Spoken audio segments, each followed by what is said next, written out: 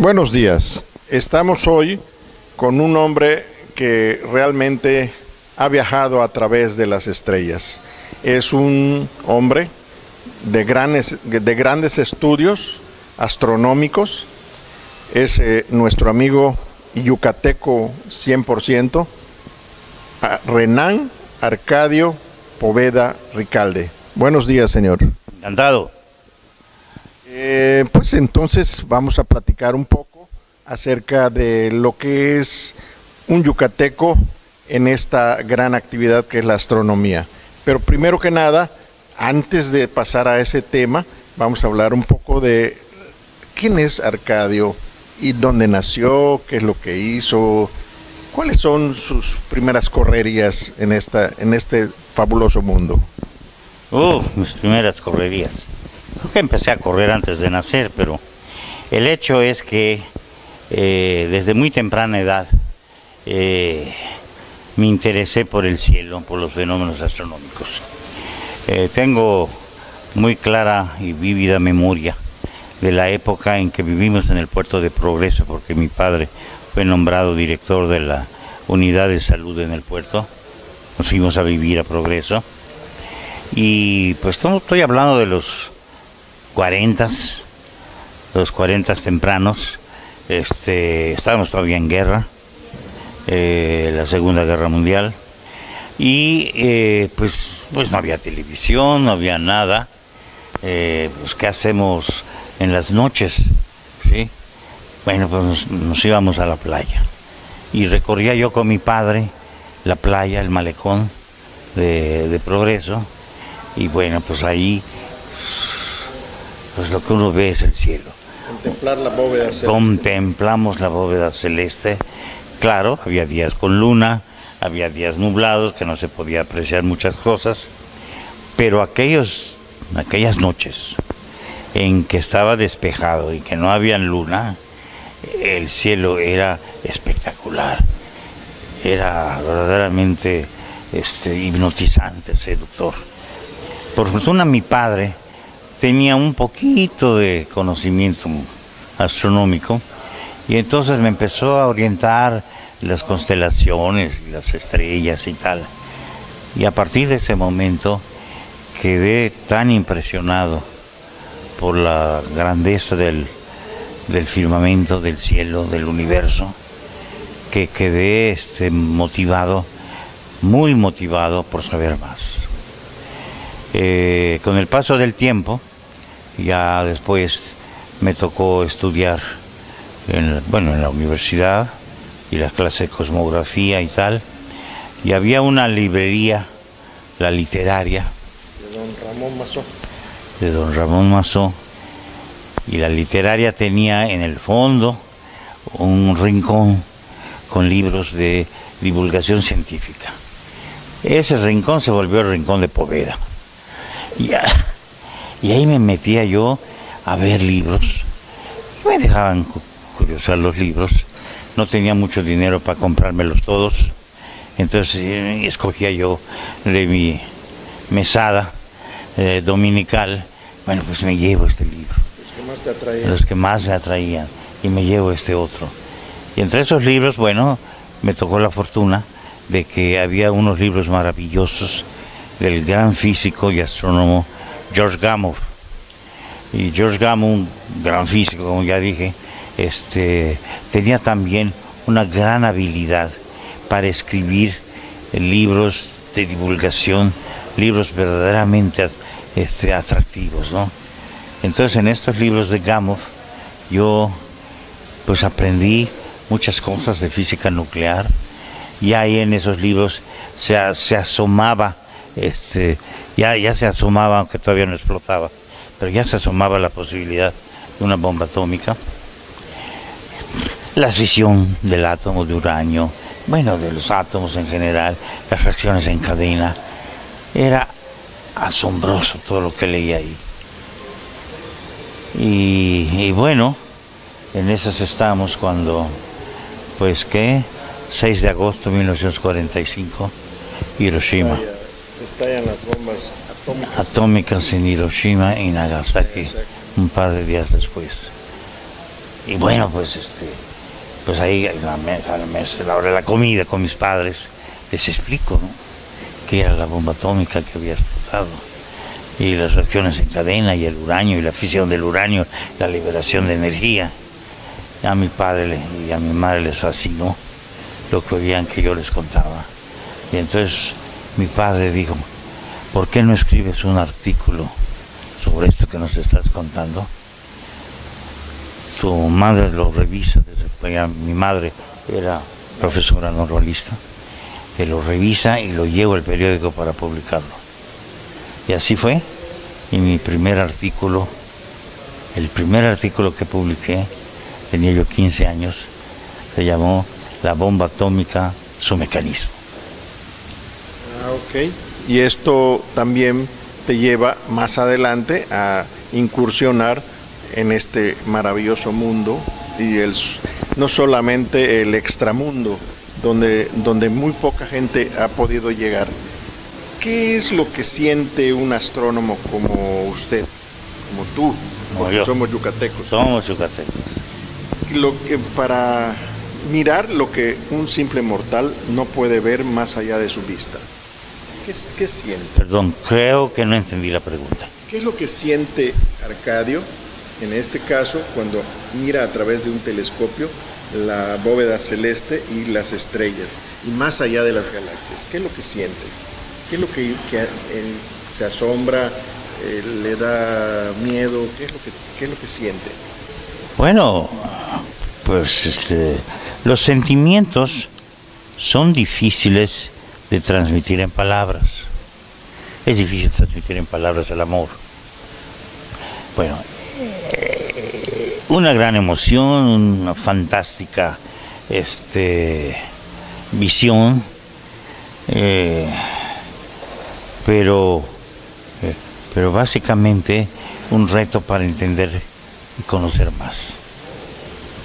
¿Y qué es lo que podemos decir nosotros, los simples mortales, que estamos escuchando lo que los astrónomos ven, y cuando ven los asteroides que están en trayectoria y todo, qué es lo que podemos sentir? Bueno, en primer lugar, una gran admiración. En segundo lugar, un respeto por este milagro que representa la vida en una piedrita que es la Tierra, en el vasto universo. ¿De ese tamaño somos? De ese tamaño. Una piedrita. Una piedrita apenas en el vasto universo. Y esa piedrita que muy pocos cuidamos con la ecología, Así esa piedrita es. que Nos queremos comer, esa piedrita. Esa piedrita maravillosa y que no la sabemos cuidar. No la sabemos cuidar. No la sabemos cuidar. Y debiéramos realmente pensar mucho en esta piedrita y cómo cuidarla. Porque no hay muchas piedritas alrededor como esta en la que estamos. De hecho, en el sistema planetario es la única piedrita que hay que puede tener vida. ¿Hasta hoy vista? Hasta hoy vista. Tal vez el satélite Europa de Saturno, tal vez pudiera tener vida. Pero a este momento la Tierra es el único lugar que tiene esta cosa maravillosa que se llama la vida. Pero no solo maravillosa es la vida, sino más maravilla aún que entre la vida se haya dado una especie como el género humano, que tiene la capacidad, y eso es lo verdaderamente fantástico que me abruma, que tiene la capacidad para estudiar todo este universo, para entenderlo, tratar de entenderlo por lo menos.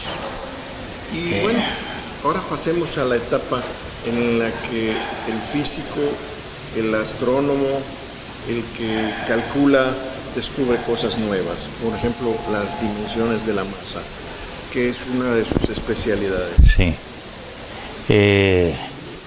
Bueno. ¿Cómo llegas a ello? Eureka. Estaba yo en la biblioteca de Instituto de Astronomía en Berkeley, ¿sí? Estaba yo leyendo los informes del director, el informe anual del director del Observatorio de Palomar, en que aparece ahí que el astrónomo Minkowski ha determinado la dispersión de velocidades de las estrellas en algunas galaxias esféricas, elipsoidales, y eureka. ¿Por qué eureka? Porque las galaxias espirales, que tienen rotación alrededor de su centro, tienen incluso bien determinadas curvas de rotación. Estas curvas de rotación permiten determinar la masa de las galaxias espirales. Pero las galaxias esféricas y elipsoidales no había forma de determinar las masas, no tienen curvas de rotación. Y era un problema abierto. Pero cuando leí este informe del director del Observatorio de Palomar, de que el astrónomo Minkowski había logrado determinar la dispersión de velocidades de las estrellas, es una medida de qué tanto las velocidades de las estrellas con respecto al centro de masa de la galaxia difieren, ¿sí?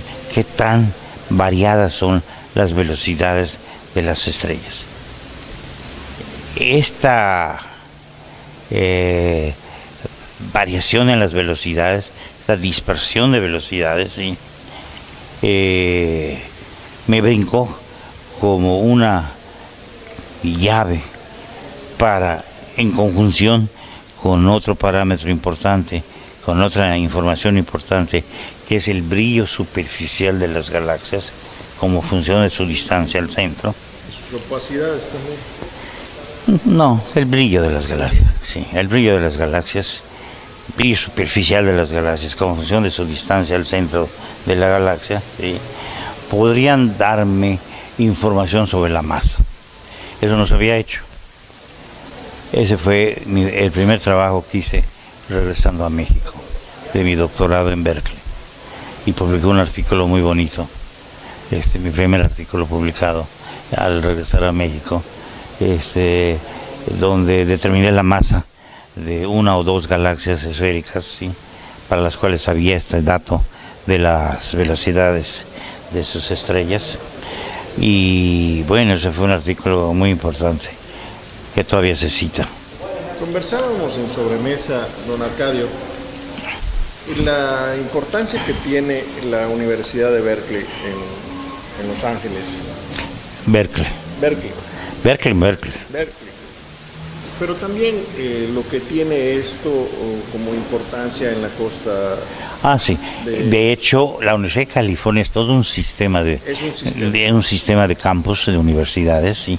Donde vamos a decir que el principal campus, la principal universidad es la de Berkeley.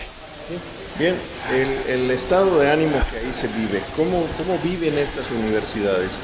¿Cómo vive estos campus? ¿Cómo se siente la vida allá? Bueno, es excitante. Son lugares con mucha actividad intelectual. Son lugares físicamente amables. Son lugares estimulantes.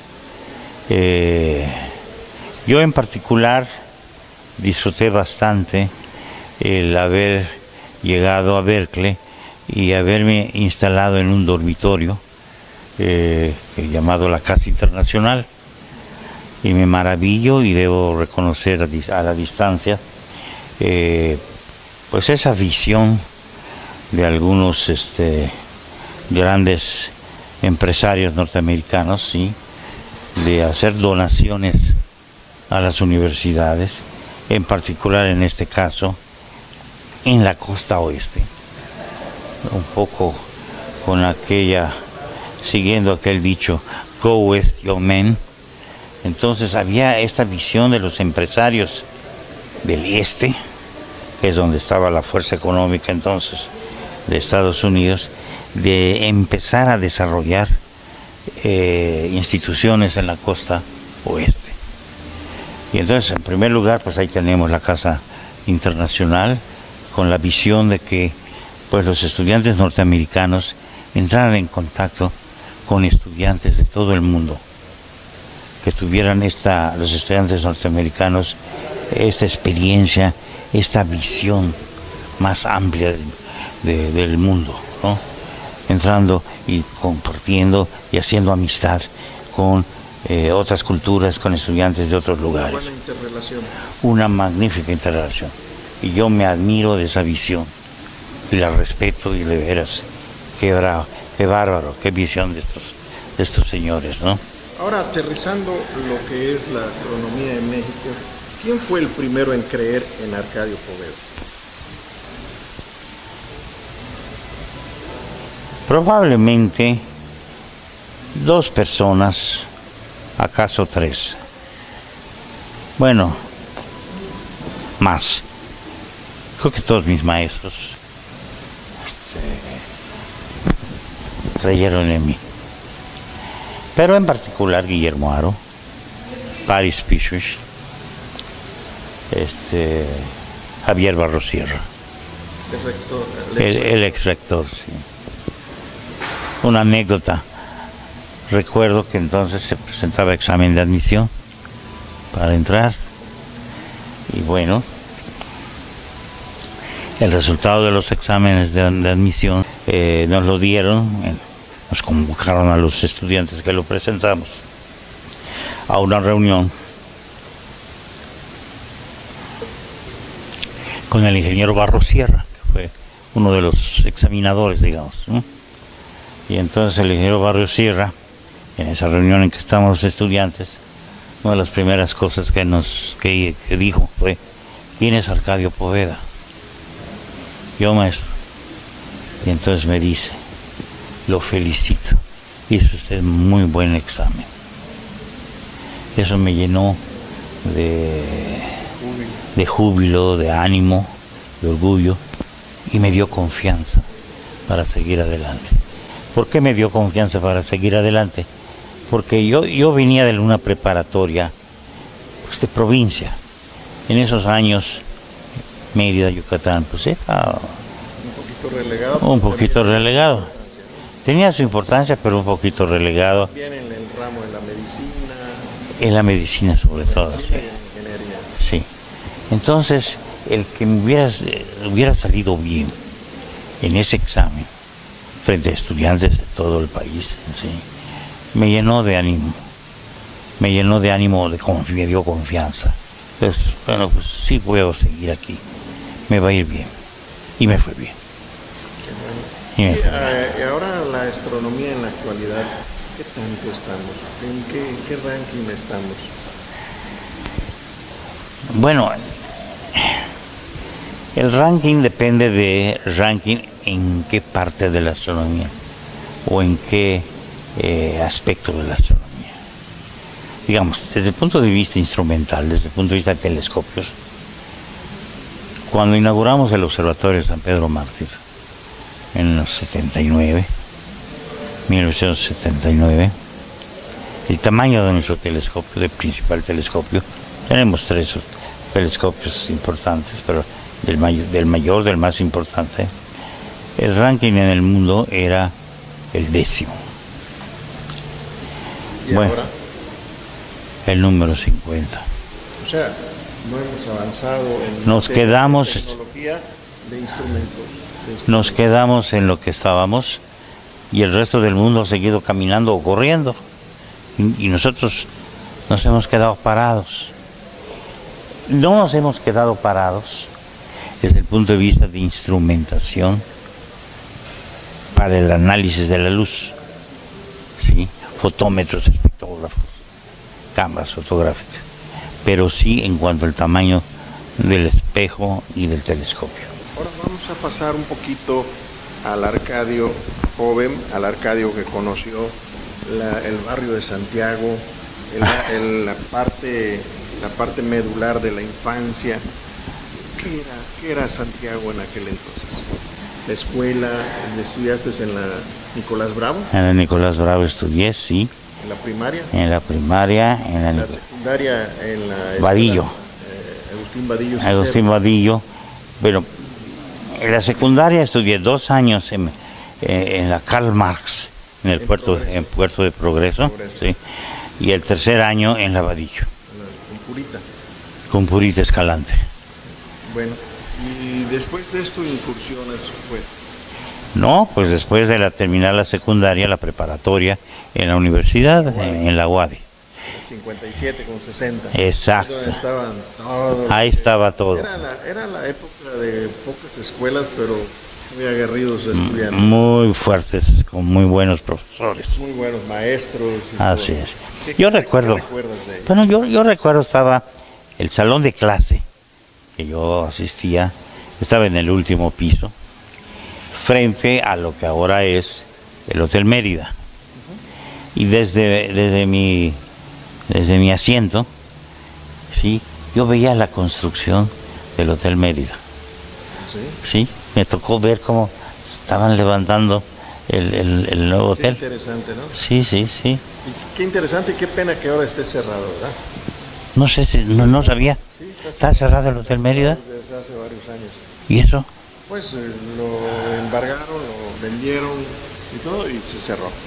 Pero bueno, lo viste en su erección. Lo vi en su construcción. En su construcción, que estaba sobre la 57, daba el tercer nivel, donde ahora está Radio Universidad. Así es. Ahí en el tercer nivel, y había que subir esas escaleras Sí. tremendas, que ahora quién sabe si podamos llegar hasta el tercer nivel. Pero yo estaba ahí muy contento. Sí. Disfruté muchísimo mis años de preparatoria. ¿Quién era el rector? Muy buena pregunta. Repeto, Creo que Repeto, sí. Alfredo Repeto. Repeto Milán. Repeto Milán. Milán. Sí. Y Qué Repeto. maestros que recuerdes. Recuerdo al maestro Urzaiz, al maestro Ramírez, El Gato Ramírez. el Gato Ramírez, sí. El Gato Ramírez me daba matemáticas. Tremendo. Pero hicimos muy buena relación, muy buena amistad. Yo también fui alumno de Tú fuiste el alumno del otro. Ramírez. Sí, hice yo muy Quería bueno. expulsar a todo el mundo. Era severo, Era severo. era severo, pero yo estuve a la altura de la severidad. Claro que sí. Y bueno, también recuerdas de tu rumbo, la fábrica de sidra Pino, la Coca-Cola, La fábrica de sidra Pino, de hielo, la cervecería, cervecería yucateca. todos estaban a un par de cuadras, 3 cuadras de la casa.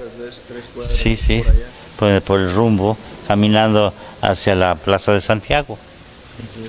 Entonces, y la fábrica de hielo, y yo recuerdo que con frecuencia iba a la fábrica de hielo a comprar un pedazo de hielo para Conservar los alimentos. los alimentos. No Y habían refrigeradores. no había refrigeradores, muchos todavía, o para fiestas, ¿no? En que se necesita mucho hielo y no alcanzan los hielitos del refrigerador. No habían los cubitos de ahora. Entonces, bueno, pues tengo memorias muy dulces de esa época y de ese entorno. Bueno, Arcadio, nos da mucho gusto que estés aquí, que sigan esos éxitos, que pues, realmente tú sigues estudiando, sigues aprendiendo y sigues además aportando a la astronomía mexicana y a la astronomía mundial. Así es. Afortunadamente todavía El puedo. conocimiento que te han dado en diversas latitudes, has estado presente y has representado perfectamente a México en ese Sí. aspecto. Eso es un orgullo de yucateco y además de mexicano. Y además mío. Además yo de que todavía puedo hacerlo. Bueno, pues muchas gracias. Esta fue una entrevista de Opinión TV. Aquí nuestros operadores nos han hecho las indicaciones. Tienes después una entrevista con la Sociedad Astronómica de Yucatán. Y bueno, te deseamos mucho más vida, mucho más aportación con tu esposa, que veo que te cuida con mucho esmero. Con mucho esmero. Que te hace lo que Que me ella cree. que me gustaría que tuviera menos esmero, pero Sí, es cierto. porque me limita a algunas cosas. El hecho de que te cuide quiere decir que te quiere más vivo, Sí. más aportante. Indudablemente, sí. Qué bueno. Bueno, pues muchas gracias. ¿Algún mensaje para la juventud que quiere escudriñar el universo? Sí, yo tendría algo que decirles. Aquellos jóvenes, aquellos estudiantes que tengan una vocación fuerte por estudiar algo, ya sea astronomía, matemáticas, física, biología, química, lo que sea, pero que sientan esa vocación, que no se inhiban y que la sigan contra viento y marea, no importa lo que digan los demás. Si tienen vocación para estudiar pelícanos, pónganse a estudiar pelícanos, o pónganse a estudiar crustáceos, o estudiar estrellas, pero sigan esa pasión que es su vocación. Por favor. Muchas gracias.